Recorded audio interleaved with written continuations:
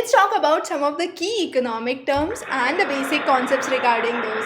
So let's focus on the very first term, which is the CAD, or the current account deficit. Now the current account deficit, in very simple terms, we can remember this formula where we say the value of imports is higher than value of exports, and therefore we have a current account deficit. If I am having higher amount of exports than the imports, then definitely there is no deficit. So the current account would be in a deficit only and only when I am importing more and exporting less. Now when I am talking about net income, this net income would include the interest, it would include the dividends, it would include the foreign aids that is coming in, and even small percentage would accumulate towards the whole section of goods and services that would be taken into account. Similarly, the next important term that we need to understand is fiscal deficit. Now when it comes as fiscal deficit, it's a little different from current account deficit, because in fiscal deficit we are only focusing on government. So it is government spending higher than the government earning. Now in that scenario, we would say that there is a fiscal deficit. Now how can a government reduce this fiscal deficit? This fiscal deficit can be reduced by issuing bonds, printing of notes or currency, we could say. Then you would have higher tax that could be charged, that would increase the government earning and reduce the spending and basically balance the gap between the spending and the earning. So increasing the tax base and the taxation amount, cutting down the extra expenditure that the government is bearing. So those are the ways under which government usually tries to reduce a fiscal deficit. So fiscal deficit, very important. We need to understand that it is for the government when the government spendings are higher than the government earnings, and usually it is seen in a bear market, not a bull market. And when the economic activities are less, as a result you have lesser revenue coming in for the government, and then therefore you would have a deficit that would be seen. So COVID period is a good example to explain the fiscal deficit scenario.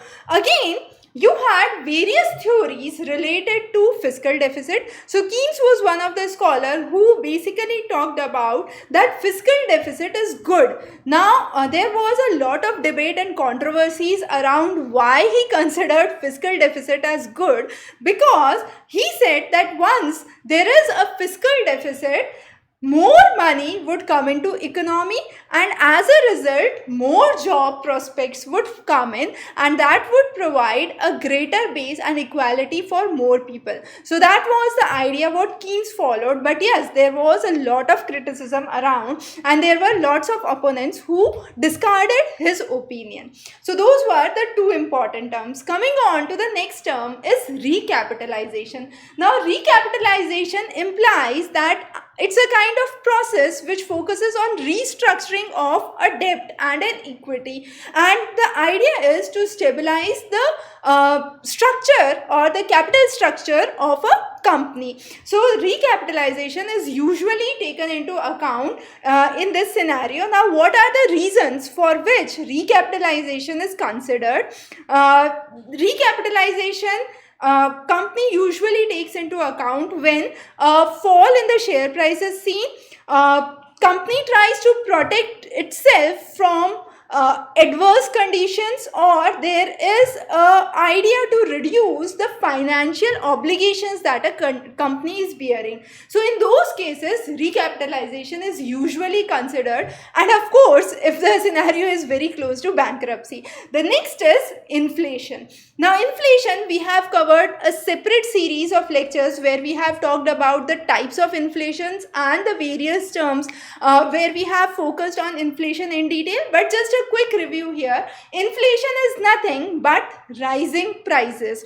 So when in, let's say, $100 I was able to buy 5 pieces of a commodity, now in $100 I am able to buy only 4 pieces of the same commodity. So it talks about increasing prices and decreasing purchasing power of an individual. So that is what is inflation broadly. Coming on to next is cash infusion and cash surplus. What is the difference? Cash infusion means I'm just pumping in more and more money into the system. Usually, a government does a lot of cash infusion when the economic scenario seems to be worse. The idea is to make the resources and the structure much more stronger and function better. So it could be infusion of cash, infusion of money or funds from banks into the system. So that is what is cash infusion, simply putting in money into the system. Cash surplus is when you have the cash which is much higher than the cash required for day-to-day operations. So whatever your day-to-day operations are, if you are having more or you are having surplus amount than that, then this is known as the cash surplus. And the most important use of a cash surplus obviously is that you are trying to reduce your debts. Because you have a surplus, you would be paying out your debts and no more debts. So reducing your debt is one of the key ideas of a cash surplus. Then what we need to understand, next important term is NPA or non-performing assets. Now in this case, there could be default or arrears that could be seen. Now what happens is a loan could be defaulted or the key amount that has been taken into consideration could be defaulted when the person who is not able to repay back the loans or the advances that he has taken. In that case, we focus that these assets would now be the non-performing assets, and those can be seen when either the loan agreement is broken or the debtor is not able to meet the obligations that he has taken in. So that is what we understand by this term. The next is budget surplus. Now, so far we had talked about deficit. Coming on to surplus, whenever your income would be greater than expenditure, then there would be a budget surplus that would be taken into account. Now, budget surplus is basically good for economy because you have higher income than the expenditure, and this brings in financial stability. You have savings that are introduced, and this saving is termed as the surplus in budget.